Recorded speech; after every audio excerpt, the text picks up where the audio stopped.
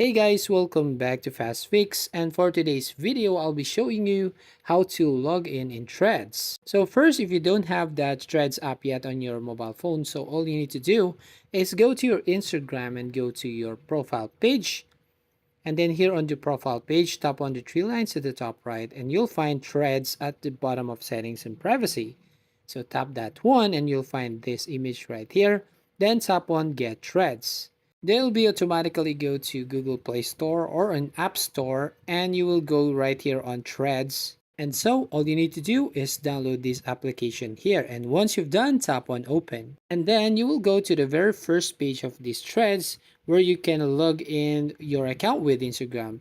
But if you want to have to switch accounts, you tap the switch accounts and just try to log in your username and password first on your Instagram. Or you can just go back and just use this account right here, log in with Instagram, and then all you need to do is stop this one and you'll be automatically go to your Threads main page. And then if you go back again to this Threads app, it will automatically open and automatically go to your homepage. So that's how you basically log in Threads app. So if you find this video helpful, please consider to like and subscribe to this channel, and don't forget to hit the notification bell to notify you on the next video.